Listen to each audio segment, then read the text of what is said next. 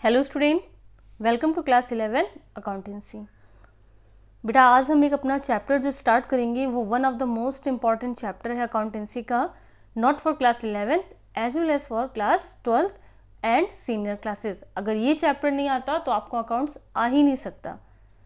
आप मान के चलिए कि जैसे किसी भी बिल्डिंग के लिए उसका बेस बहुत ज़्यादा इंपॉर्टेंट होता है, उसकी नींव वो बहुत ज़्यादा इंपॉर्टेंट होती है, वैसे ही कॉमर्स के लिए अगर आपको अकाउंटेंसी लेना है तो आपको जर्नल एंट्री आनी चाहिए, बेसिक कॉन्सेप्ट क्लियर होनी चाहिए। अकाउंटेंसी आप ये भी बोल सकते हो कि जो जर्नल एंट्री है ये अकाउंटेंसी की लैंग्वेज है। फॉर एग्जांपल, अगर आपको किसी से बात करनी है हिंदी में तो आपको हिंदी, वो सामने वाला अगर हिंदी बोलता है तो आपको हिंदी आनी चाहिए। अगर सामने वाला जो बंदा है वो इंग्लिश में कम्युनिकेट करता है तो आपको भी इंग्लिश आनी चाहिए। फ्रेंच में करता है, फ्रेंच आनी चाहिए। वैसे ही अकाउंटेंसी को समझने के लिए हमें अकाउंट्स की लैंग्वेज को समझना पड़ेगा। और अकाउंट्स की लैंग्वेज क्या है? Journal entry. अकाउंटेंसी में कितने ट्रांजैक्शंस हुए हैं, क्या आया है, क्या गया है, बिजनेस में कौन कौन सी इवेंट हो रही हैं, इसके बारे में, अकाउंटिंग इवेंट, फाइनेंशियल ट्रांजैक्शंस की अगर हम बात करें तो इसके बारे में हमें कौन बताता है, कौन बोलता है? वो जर्नल एंट्री। तो हमें अगर अकाउंटेंसी को समझना है, अकाउंटिंग को, तो हमें जर्नल एंट्री को समझना पड़ेगा। इसके बिना आपकी अकाउंटेंसी पॉसिबल ही नहीं है। इम्पॉर्टेंट है, बहुत ज़्यादा इम्पॉर्टेंट है। जर्नल नहीं आता तो आपको कुछ नहीं आता। ठीक है, तो हम स्टार्ट करते हैं अपना चैप्टर जर्नल एंट्री। बेटा after studying this chapter you will able to understand the book of, name of the book of original entry. That's mean book of original entry क्या कहलाता है हमारा, इसका नेम क्या होगा? What is a journal entry? Features of journal, some example of common journals, example of journal entries, closing accounting entries and adjusting journal entries। चलो कोई बात नहीं, आपने चैप्टर तो पढ़ा नहीं होगा तो हो सकता है ये सारे वर्ड अभी आपके समझ से बाहर हो, बट आप इतना समझ लीजिए कि एक बार जब आपने चैप्टर स्टार्ट किया तो you must able to understand what is journal. और अगर एक बार आपने ये चैप्टर्स को अच्छे से पढ़ लिया तो फिर आपको इस चैप्टर में कोई भी प्रॉब्लम नहीं आने वाली। और ये मान के चलिए कि अकाउंट्स की आपकी 50% प्रॉब्लम का सलूशन आपको इसी चैप्टर से मिलेगा। ठीक है, तो हम स्टार्ट करते हैं अपना चैप्टर जर्नल एंट्री। ठीक है बेटा, ये जर्नल होता क्या है? ठीक है बेटा, मैंने आपको बताया था जब पहला चैप्टर था आपका इंट्रोडक्शन टू अकाउंटिंग कि बिजनेस में बहुत सारे ट्रांजेक्शन्स होते हैं। ठीक है, कुछ होते हैं इकोनॉमिक, कुछ होते हैं नॉन इकोनॉमिक। तो हम उन्हीं ट्रांजैक्शंस को अपने बिजनेस में रिकॉर्ड करते हैं जिनका नेचर फाइनेंशियल्स होगा, जिनको हम मनी में काउंट कर सकते हैं। अब बेटा ट्रांजैक्शंस हुए, इवेंट हुई, ट्रांजैक्शंस हुआ, कुछ आया और कुछ गया, तो हमने रिकॉर्ड किया। जब हम उस ट्रांजैक्शंस को रिकॉर्ड करेंगे तो उस प्रोसेस को हम लोग क्या बोलते हैं? जिस बुक में हम रिकॉर्ड करते हैं वो बुक हमारी कहलाती है बेटा, उस बुक का नाम होता है जर्नल। ठीक है, जिस बुक में हम रिकॉर्ड करते हैं उस बुक का नाम क्या है? जर्नल है। देन जिस प्रोसेस से हम रिकॉर्ड करते हैं, जो प्रोसेस, जो मेथड हम फॉलो करते हैं रिकॉर्ड करने के लिए ट्रांजैक्शंस को, उस प्रोसेस को हम लोग बोलते हैं जर्नल एंट्री। तो बेटा ये समझ लो, बिजनेसमैन है, वो बिजनेस क्यों करता है बेटा? प्रॉफिट के लिए। ठीक है, अब प्रॉफिट कहाँ से पता चलेगा? कितनी इनकम हो रही है, कौन कौन से एक्सपेंडिचर्स हो रहे हैं, कितना पैसा आया है, इनफ्लो कितना है, आउटफ्लो कितना है, ट्रांजैक्शंस कौन कौन से हो रहे हैं। क्योंकि human bank can not remember all the transactions, एक लिमिटेशन होती है। बहुत सारे ट्रांजैक्शंस होते हैं, आपने किसी को 100 रुपये दिए, एक या दो बार दिए तो शायद आपको याद रहेगा, लेकिन आप पर डे में अगर आप कितने ही लोगों को पैसा दे रहे हो, कितने से ही ले रहे हो, तो आप you can't remember all the transactions. हमारे माइंड की लिमिटेशन है, हम सारे ट्रांजेक्शन्स नहीं रिकॉर्ड कर सकते, 100% हम भूलेंगे। तो वैसे ही बिजनेस में बहुत सारी इवेंट्स होती है, ट्रांजेक्शन्स होते हैं, inflow and outflow of money होता है, पैसा आया और गया। ह्यूमन बींग सारे ट्रांजेक्शन्स को नहीं रिकॉर्ड कर, रिमेंबर नहीं रख सकते। तो इसके लिए क्या होता है, उस बिजनेस ट्रांजेक्शन्स को हमें रिकॉर्ड करना पड़ता है। जब पहली बार हम बिजनेस ट्रांजैक्शंस को रिकॉर्ड करते हैं जिस बुक में, उस बुक का नाम है बुक ऑफ ओरिजिनल एंट्री या फिर जर्नल। ठीक है, और जिस मेथड से हम रिकॉर्ड करेंगे, जिस प्रोसेस को हम रिकॉर्ड करेंगे, तो उस प्रोसेस को हम लोग क्या बोलेंगे? Journal entry. तो ये बात आपको क्लियर हो गई होगी कि जर्नल क्या होता है और जर्नल एंट्री क्या होती है। ठीक है, रिकॉर्ड कैसे करेंगे, क्या डेबिट होगा, क्या क्या क्रेडिट होगा, ये मेरी रिस्पॉन्सिबिलिटी है, वो मैं आपको अच्छे से समझाऊंगी। बस एक बार आप अच्छे से मीनिंग क्लियर कर लो कि जर्नल होता क्या है। The book in which transaction is recorded for the first time from sources of documents are called book of original entry. बेटा एक वर्ड आया फ्रॉम सोर्सेज ऑफ डॉक्यूमेंट्स। देखो बिजनेस में बहुत सारे ट्रांजेक्शन्स हो रहे हैं, इवेंट हो रही है, गुड्स आ रहा है, purchase of goods, sales of goods, salary paid, wages paid, travelling expenses, telephone expenses, refreshment. तो ये बहुत सारे काम डिफरेंट एम्प्लॉय करते हैं। अब जब इनको रिकॉर्ड करना है तो क्या किसी ने बोल दिया कि द गुड्स परचेस ऑफ 5000 तो हम रिकॉर्ड कर लेंगे?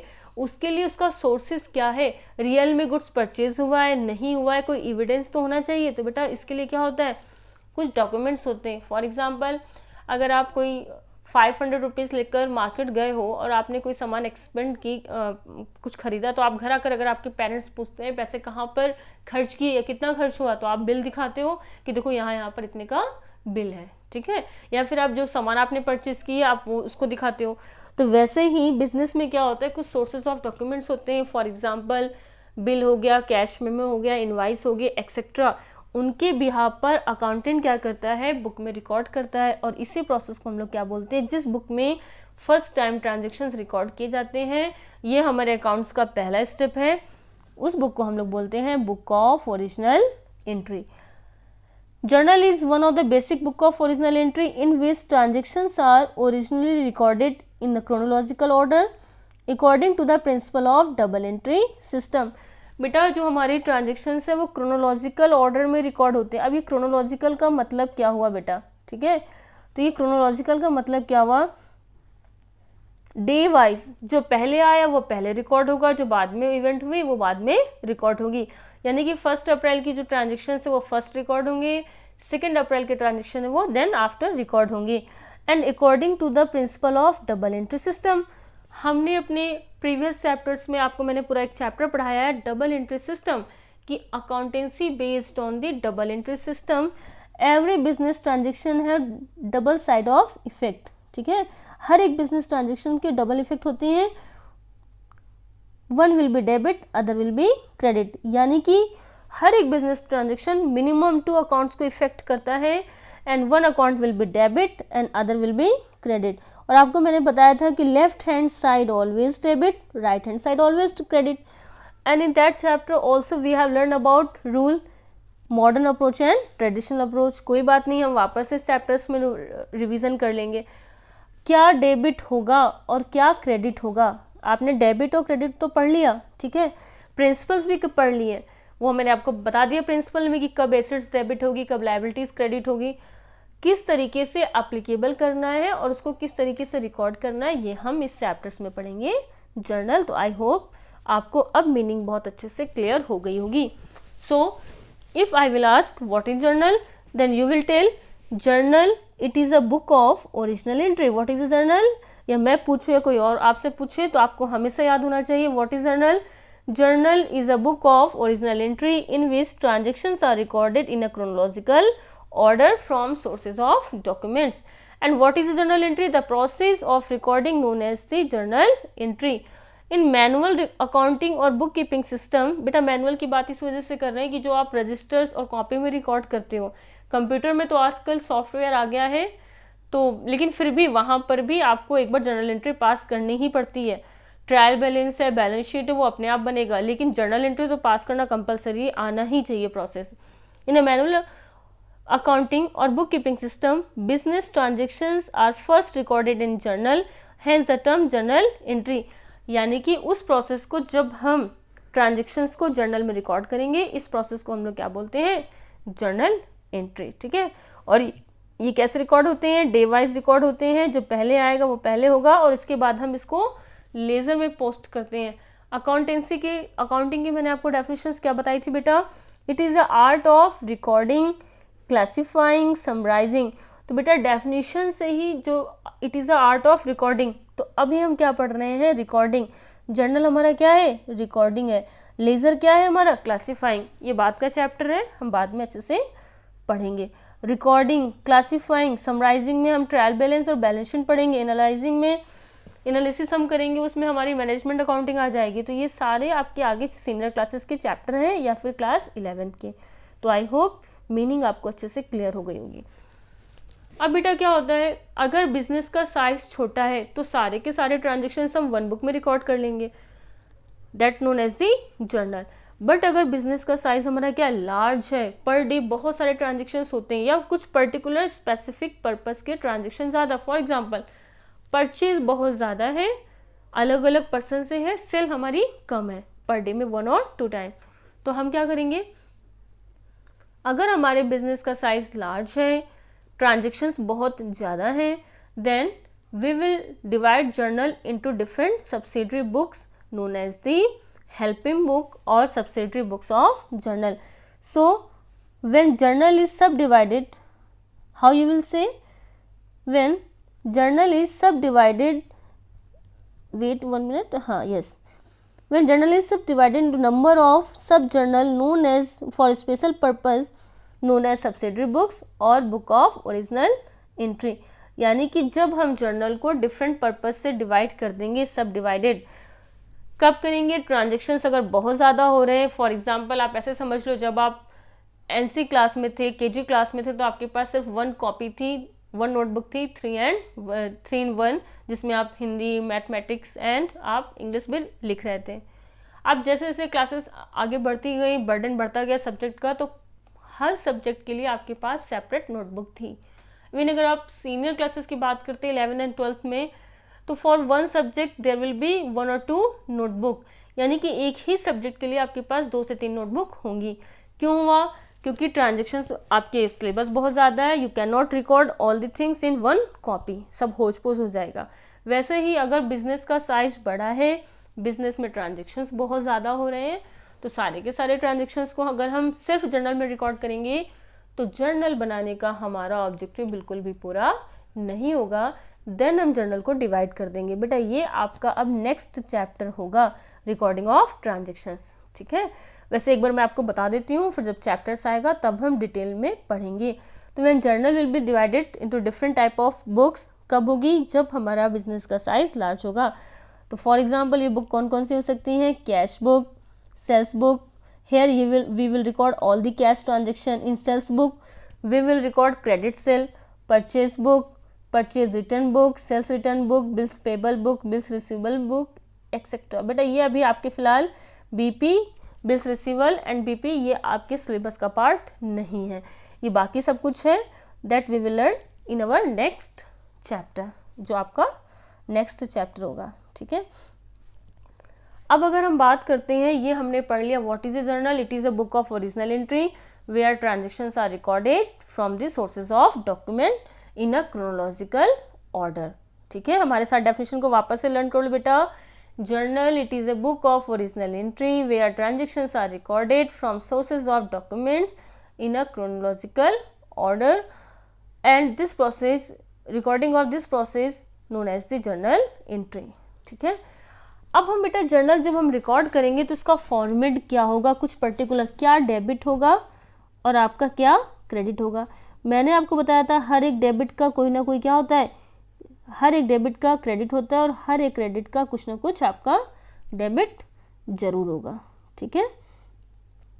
तो देखो यहाँ पर second, yes, left hand side आपको पता है always debit, right hand side आपका ऑलवेज क्या होता है, क्रेडिट होता है। आपको मैंने बताया था क्या डेबिट होगा और क्या क्रेडिट होगा, इसके लिए आपके पास अप्रोचेस थे, वो कौन कौन से अप्रोचेस हैं बेटा, देयर आर 2 अप्रोचेस, क्या डेबिट होगा, क्रेडिट होगा। एक आपको मैंने बताया था मॉडर्न अप्रोच,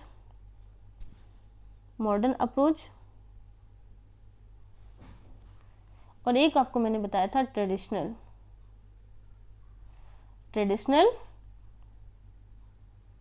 और या फिर ब्रिटिश अप्रोच, ठीक है।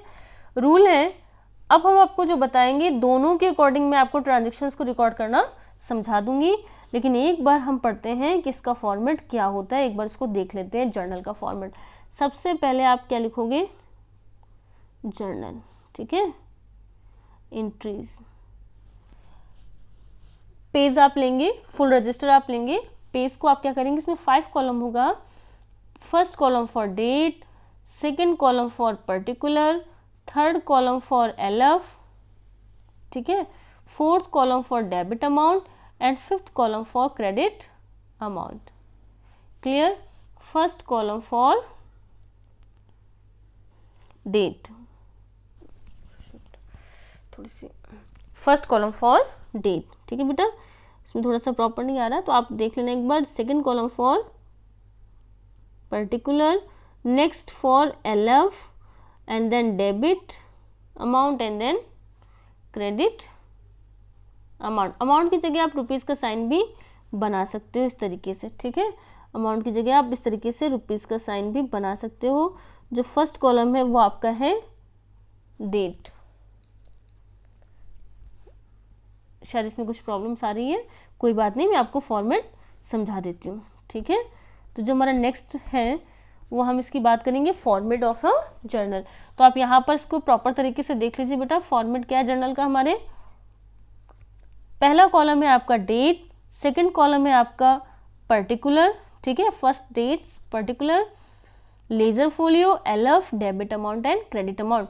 अब ये डेट क्या होती है बेटा, हम लोगों ने आपको बताया था कि जो आप ट्रांजेक्शन्स रिकॉर्ड करोगे वो क्रोनोलॉजिकल ऑर्डर में रिकॉर्ड करोगे डे वाइज। तो सपोज कोई ट्रांजेक्शन अगर होगा 1 अप्रैल को तो आप लिखोगे 1 अप्रैल 2020, ठीक है, और यहाँ पर आप ट्रांजेक्शन्स रिकॉर्ड करोगे। पर्टिकुलर में डिस्क्रिप्शंस आएगा, जर्नल एंट्री यहाँ पर ही रिकॉर्ड आपकी होगी।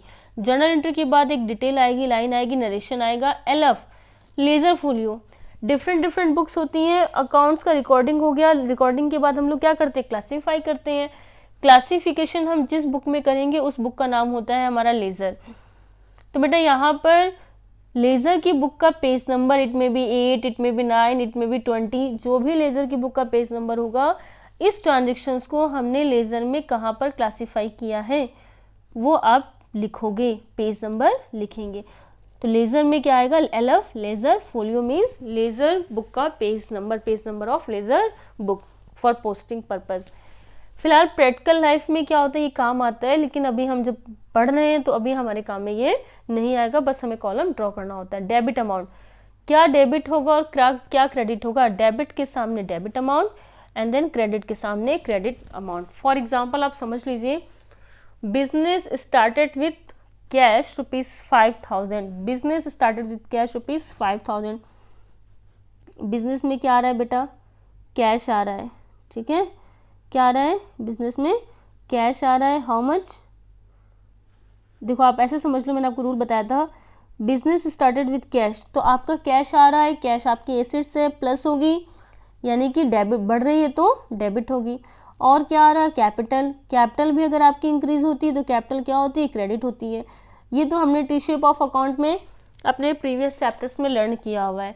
अब हम इसको पोस्टिंग किस तरीके से करेंगे, तो अगर बिजनेस में कैश आ रहा है तो एंट्री हमारी पास होगी कैश अकाउंट डेबिटेड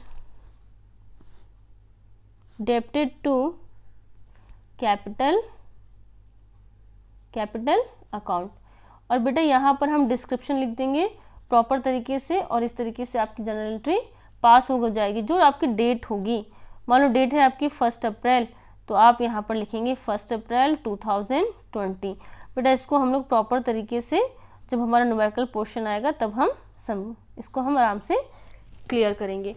लेकिन ये हमारा फॉर्मेट है जर्नल का, date, particular, LF, debit amount and credit amount. Date क्या होता है मैंने आपको जस्ट एक्सप्लेन किया हुआ है कि यहाँ पर क्रोनोलॉजिकल ऑर्डर वाइज हम रिकॉर्ड करेंगे। सबसे पहले आप ईयर मेंशन कर देंगे, then after month and then after date. Particulars में आप डिटेल लिखेंगे क्या डेबिट होगा और क्या क्रेडिट होगा। नरेशन में after journal entry you will record, then you will write narration. Narration means explanation of transactions. Then after reading the narration you will able to get the information about transactions. Narration आपकी detail होती है कि कौन सी event occur हुई है, क्या हुआ है। Ledger folio, book of, page number of ledger book. Debit, the amount of the account being debited is written in that column, and credit, the amount of the account being credited is written in credit column. तो ये आपकी details थी, ठीक है, what will be debit, what will be credit. ये आपकी detail आप उसमें मेंशन कर देंगे। फिर हम नेक्स्ट बात करते हैं कैरेक्टरिस्टिक्स ऑफ अकाउंटेंसी जर्नल। अब हम बात करेंगे अकाउंटिंग की, हमने कैरेक्टरिस्टिक्स पढ़ लिए थे, जर्नल्स के हमारे कैरेक्टरिस्टिक्स क्या होंगे। तो बेटा from definition we can take characteristics और features of a journal. First है transaction, it is a chronological order of financial transaction of a business, यानी कि इसमें हम लोग जो भी ट्रांजेक्शन्स रिकॉर्ड करते हैं वो क्रोनोलॉजिकल ऑर्डर में रिकॉर्ड करते हैं। This book is also known as the book of original entry. Why? Because transactions are recorded from sources of documents. बेटा बिल देखकर, कैश मेमो देखकर फर्स्ट टाइम ट्रांजेक्शन्स रिकॉर्ड करते हैं, तो इसको हम लोग क्या बोलते हैं, बुक ऑफ ओरिजिनल एंट्री। यानी कि जो जर्नल में लिखा गया है वो मैनिपुलेट नहीं हुआ होगा, वो इन्फॉर्मेशन मिस होने के चांसेस ही नहीं है। बिकॉज किससे लिखा गया, कैश मेमो से लिखा गया है, बिल से लिखा गया, इनवाइस से लिखा गया, फ्रॉम सोर्सेज ऑफ डॉक्यूमेंट्स। ठीक है। एंड जर्नल एंट्री में दोनों एस्पेक्ट रिकॉर्ड होते हैं अकाउंटेंसी के, based on the double entry system, debit aspect and credit aspect. तो हम क्या करते हैं, दोनों को रूल इसमें यूज करते हैं। ठीक है। देन नरेशंस भी होता है, तो क्या होता है, it give complete details of transactions in one entry. Then it form the base of for recording or transferring the generalized transactions to the individual account known as ledger। बेटा इसको मैं सिंपल से लैंग्वेज में आपको इस तरीके से बताऊं तो journal also known as the book of original entry. अब इसके बाद हमें क्लासीफाई करना है, समराइज करना है, उसको एनालाइज करना है या कुछ और भी काम इंटरप्रिटेट करना है, तो सारी की सारी जो हमें पहली इंफॉर्मेशन कहाँ से मिलेगी, जर्नल से मिलेगी। तो ये बेस है बाकी सारे कामों के लिए, आइदर फॉर क्लासिफाइंग और समराइजिंग और एनालाइजिंग। ठीक है। And then since all the transactions are recorded for the first time in a journal correctly known as the book of original entry. तो ये हमारे कुछ बेसिक फीचर्स थे। किसके बेटा फीचर्स थे या फिर कैरेक्टरिस्टिक्स थे जर्नल के। अब इसके एडवांटेज क्या क्या हैं, हर एक चीज़ के कुछ एडवांटेज होते हैं, कुछ डिसएडवांटेज होते हैं। तो अगर सिंपल सा एडवांटेज है कि it provide complete recording accounting information in a chronological order. यानी कि अगर हम जर्नल, मान लो मैनेजर है, उन्होंने मंगाया कि भैया दिखाओ महीने भर में क्या क्या काम हुआ या पूरे दिन में, अगर बिजनेस में ट्रांजेक्शन्स बहुत ज़्यादा होते हैं तो पर डे की भी जर्नल बनानी होती है। अब मैनेजर ने या ऑनर ने, बिजनेसमैन ने अकाउंटेंट से मांगा कि आज दिन भर में क्या क्या हुआ है बताइए, कितने ट्रांजेक्शन्स हुए हैं, तो वो क्या करेगा, या मंथली कितने हुए हैं, जर्नल को पेश कर देगा। जर्नल में क्या होता है, सारी इन्फॉर्मेशन इन वन प्लेस होती है, डे वाइज होती है, डेट वाइज होती है। तो मंथली अगर जर्नल मांगी गई तो सारे ट्रांजेक्शन क्रोनोलॉजिकल ऑर्डर में 1 to 31 अप्रैल तक के जितने भी ट्रांजेक्शन्स होंगे वो क्रोनोलॉजिकल यानी कि day to day wise record मिल जाएगा। ठीक है। It reduce the chance of errors in accounting record since the amount debited can be verified by the amount of corresponding credit. बेटा जब आपको मैं न्यूमेरिकल्स कराऊंगी तो आपको समझाऊंगी कि डेबिट का टोटल क्रेडिट के टोटल के बराबर आना चाहिए। तो मिस्टेक की कोई चांसेस ही नहीं होते हैं कि अगर मान के चलो दोनों का टोटल इक्वल नहीं आ रहा है, इसका मतलब कोई मिस्टेक हुई है। It provide a base for recording, same वही हमने फीचर से लिया था कि ये बाकी रिकॉर्डिंग के लिए, ट्रांसफरिंग के लिए या फिर लेजर अकाउंट के लिए या समराइजिंग के लिए एक बेस प्रोवाइड करती है। ठीक है। It helps in locating the errors in case of disagreement of trial balance. अगर कोई मिस्टेक हो जाएगी पोस्टिंग वगैरह में तो ये क्या कर देगी, हेल्प करती है मिस्टेक्स को पकड़ने में। अब हो सकता है आपको ट्रायल बैलेंस वगैरह सारी बातें समझ में नहीं आए, लेकिन जब हमारा चैप्टर्स आएगा तब आपको ये बहुत अच्छे से क्लियर हो जाएगा। Types of journal entry. बेटा जर्नल एंट्री के क्या क्या टाइप्स हो सकते हैं, simple journal entry and compound journal entry. ये जब हम न्यूमेरिकल्स करेंगे तब आपको बहुत अच्छे से क्लियर हो जाएगा। आज हमने जो पढ़ा है इस चैप्टर का थ्योरेटिकल पोर्शन है, और ये मान के चलिए कि सारा का सारा थ्योरेटिकल पोर्शन मैंने आपको कवर कर दिया। अब सिर्फ हम न्यूमेरिकल्स ही पढ़ेंगे, थ्योरी की कोई भी चांसेस नहीं है, और न्यूमेरिकल्स करने में बहुत मज़ा आता है। तो सिंपल हम बात कर रहे हैं टाइप ऑफ जर्नल एंट्री में। तो बेटा जर्नल एंट्री आपकी दो तरह की हो सकती है, simple journal entry and compound journal entry. Simple से only one transactions we will record, that known as the simple journal entry. It is a type of entry in which only two accounts are affected, where one account will be debited and another account will be credited। यानी कि सिर्फ दो account ही effect होंगे, उस journal entry को हम लोग बोलेंगे simple journal entry. And what is compound journal entry, when two or more than two account will be, more than two account are affected known as the compound journal entry। बेटा आप इसको जब हम numericals करेंगे तो बहुत अच्छे से आपको समझ में आ जाएगा। फॉर एग्जाम्पल रेंट पेड, मान लो रेंट पेड, ठीक है, rent paid, salary paid, rent paid, salary paid, दोनों ही हमारे कॉमन है। रेंट पेड में होगा rent account debited to cash account, salary paid में होगा salary account debited to cash account. तो इन सब की हम कंबाइंड एंट्री भी पास कर सकते हैं, salary account debited, rent account debited to capital account, ठीक है। तो जब हम न्यूमेरिकल्स करेंगे मैं आपको अच्छे से समझाऊंगी कि ये आपका किस तरीके से होगा। Okay class.